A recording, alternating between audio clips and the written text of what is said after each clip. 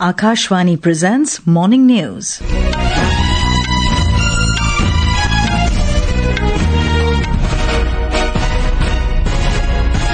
Good morning, I'm Sarabjit Kaur. The headlines.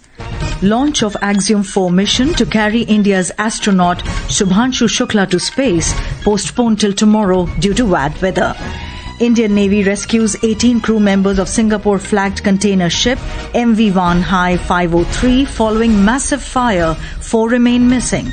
Lok Sabha Speaker Om Birla says Indian youth are increasingly transitioning from job seekers to job creators, with IITs playing crucial role in this transformation. Centre notifies SEZ reforms to boost semiconductor and electronics manufacturing. Legendary Indian cricketer MS Dhoni inducted into prestigious ICC Hall of Fame. And in football, India to take on Hong Kong in 2027 AFC Asian Cup Qualifier final round match this evening. And now the news in detail. The launch of Axiom 4 mission that would carry India's astronaut Shubhanshu Shukla to space has been postponed by a day due to bad weather. In a social media post, ISRO chairman V. Narayanan said that the targeted time of the launch is 5:30 p.m. IST tomorrow. This historic mission will carry 4 astronauts from the US, India, Poland and Hungary to the International Space Station for a 14-day scientific mission in low Earth orbit. The 4 astronauts on the Axiom 4 mission are Shubhanshu Shukla from India, Slavos Uznansky from Poland, Tibor Kapu from Hungary and Peggy Whitson from the US. The astronauts will carry out around 60 scientific studies from 31 countries, including several groundbreaking research projects led by ISRO. More details on this from our correspondent.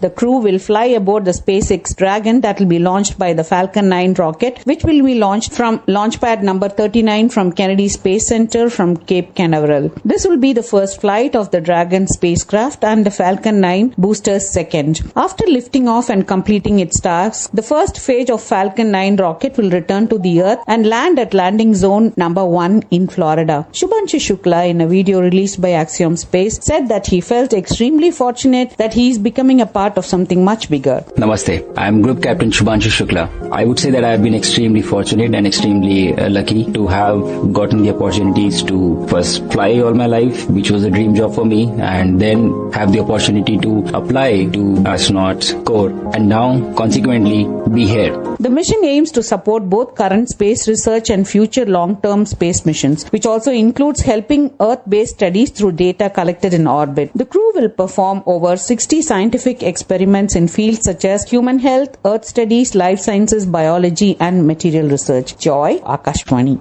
Indian Navy, in a closely coordinated search and rescue operation with the Coast Guard, has safely rescued 18 out of 22 crew members of the Singaporean-flagged MV Wan Hai 503. The MV had reported an internal container explosion and a resultant major fire on board. The Indian Navy said that the incident inputs were received at about 9:30 a.m. yesterday. INS Surat and a Dornier aircraft were immediately deployed by the Indian Navy to render necessary assistance. First aid has been rendered to the injured crew members and the ship is presently proceeding to New Mangalore for disembarkation and further medical management. Lok Sabha Speaker Om Birla has said that India is emerging as a global leader in addressing contemporary challenges through the strength of its young talent and technological innovation. Speaking at IIT Jodhpur, Mr. Birla lauded the contribution of India's youth in propelling social, economic and technological advancement.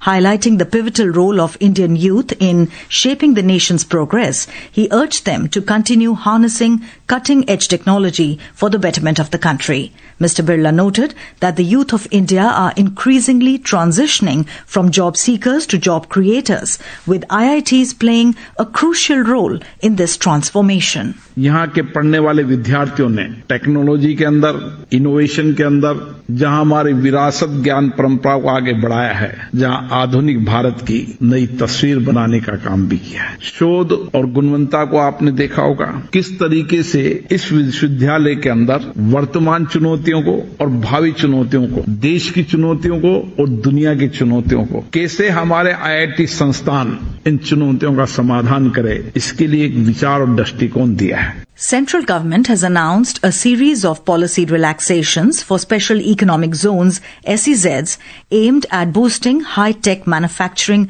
particularly in semiconductors and electronic components. More inputs from our correspondent. These changes are designed to attract pioneering investments, ease regulatory hurdles, and strengthen India's position in the global semiconductor value chain. A key reform involves amending Rule 5 of the SEZ Rules 2006, which reduces the minimum contiguous land requirement for SEZs dedicated to semiconductor or electronics component manufacturing from 50 hectares to just 10 hectares. In addition, Rule 7 has been amended to allow the Board of Approval to relax encumbrance-free land norms when land is mortgaged or leased to the central or state governments or their authorized agencies. The government has also modified Rule 53 to permit the value of goods received and supplied free of cost to be included in net foreign exchange (NFE) calculations under customs valuation norms. Another important change under Rule 18 now allows SEZ units in these sectors to sell goods in the domestic tariff area after paying applicable duties. Ashish P. Abraham, Akashvani News, Delhi. Union Minister for Finance and Corporate Affairs, Nirmala Sitharaman, chaired the 6th meeting of the Governing Council, GC, of the National Investment and Infrastructure Fund Limited, NIIF, in New Delhi yesterday. In the meeting, Finance Minister and other GC members discussed performance and the existing fund of NIIF and key guidance. They also discussed the existing strategy and future vision of NIIF as an institution going forward, including the nature and size of next generation of funds to be raised by NIIF and the new avenues for capital raising to be explored. This is Akashvani giving you the news. For quick news updates round the clock, follow us on our X handle at AIR News Alerts. And for details of stories and more, log on to our website www.newsonair.gov.in and download News on AIR app. Welcome back. You're listening to the Morning News. India has undergone a decade of remarkable transformation driven by the principles of Seva, Sushasan and Garib Kalyan. Akashvani News brings you a special feature on the government's efforts over the last 11 years across key sectors. Today we focus on environmental conservation and development.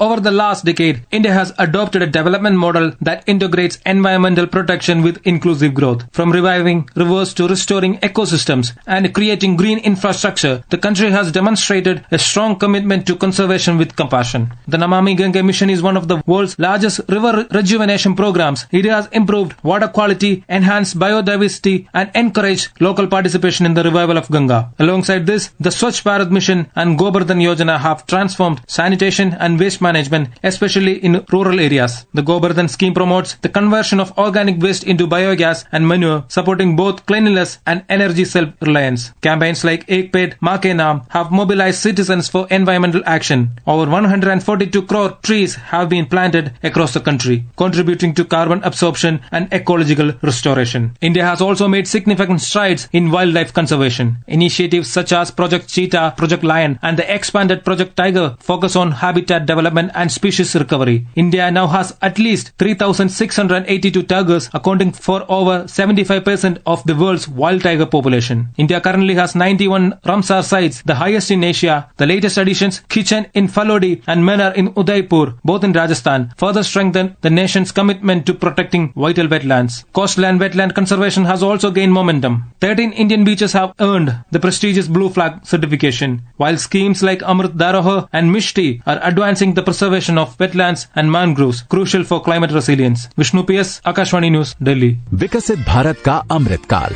सेवा, सुशासन, गरीब कल्याण के 11 साल. The government will facilitate an additional provision of 25 crore rupees for 2,060 houses damaged in border areas.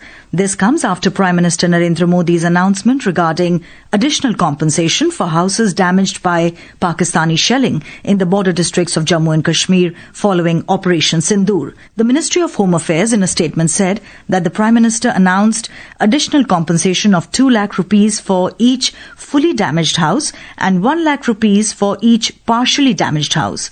The ministry has ensured swift implementation of this decision. Similar compensation will also be provided in the border areas of Punjab. Russian Foreign Minister Sergei Lavrov said that the stalled work of the Russia-India-China RIC Troika could be restarted as the tension between New Delhi and Beijing has eased significantly. Speaking at the Forum of the Future 2050 in Moscow, the Russian Foreign Minister said the resumption of joint work in RIC format could be the first step towards pan-Eurasian processes, including the formation of a multipolar architecture. President Donald Trump has ordered the Department of Defense to deploy an additional 2,000 California National Guard troops to the Los Angeles area to support U.S. Immigration and Customs Enforcement and to enable federal law enforcement officers to safely conduct their duties amid ongoing anti-immigration enforcement protests in the city. Pentagon spokesperson Sean Parnell said this in an ex-post yesterday. Moving on to the world of sports, legendary Indian wicket-keeper, batter and former captain MS Dhoni has been inducted into the prestigious ICC Hall of Fame, marking another glorious chapter in his storied cricket career. We have more details on this from our sports desk. Celebrated for his calm under pressure and unmatched on-field tactics, MS Dhoni's legacy as one of the game's greatest finishers, leaders and wicket-keepers has been honoured with his induction into the ICC Cricket Hall of Fame. Dhoni, who led India to 3 major ICC titles, the 2007 T20 World Cup, 2011 ODI World Cup and 2013 Champions Trophy, has been inducted into the prestigious list for his trailblazing influence in the shorter formats of the game. Dhoni is among 7 cricketers honoured this year, including greats like Matthew Hayden from Australia and Hashim Amla from South Africa. In football, India is all set to take on Hong Kong in a crucial 2027 AFC Asian Cup qualifier final round match at the Kai Tak Stadium in Hong Kong this evening. This Group C clash is at high stake as both the teams are top 2 ranked sides in the 4-team group and are aiming for the first win of their campaign. In hockey, Indian men's team went down fighting 2-3 against the Netherlands in a thrilling FIH Hockey Pro League clash at the Wagner Stadium in Amstelveen, Netherlands. Abhishek and Jugraj netted a goal each for India, while Netherlands managed to outclass India. With Bimal Mohapatra, Chirag Jai Sports Desk. The India Meteorological Department, IMD, has forecast heavy rainfall and thunderstorms at isolated places over coastal Karnataka and interior Karnataka, Kerala, Mahe, Orissa, Rayalaseema, Tamil Nadu, Puducherry and Karaikal and the northeastern states today. Parts of coastal Andhra Pradesh, Andaman and Nicobar Islands, Chhattisgarh are also likely to experience thunderstorms with lightning and gusty winds during the next 2 days. And now for a look at today's newspapers. It's over to Tanvi Khurana. Thank you, Sarabjit.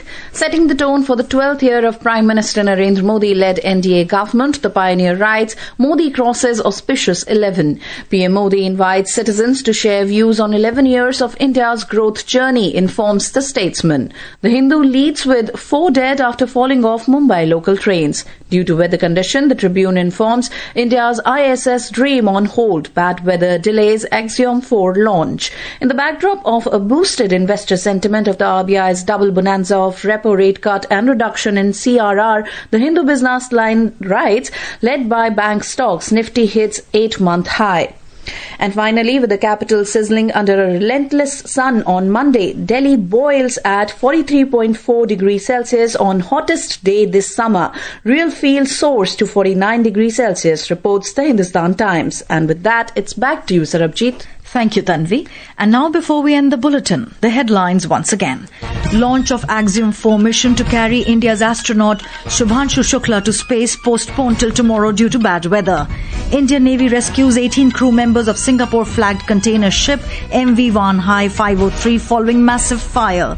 Lok Sabha Speaker Om Birla says Indian youth are increasingly transitioning from job seekers to job creators, with IITs playing crucial role in this transformation. Centre notifies SEZ reforms to boost semiconductor and electronics manufacturing. Legendary Indian cricketer MS Dhoni inducted into prestigious ICC Hall of Fame. And with that, we end the morning news. Have a nice day.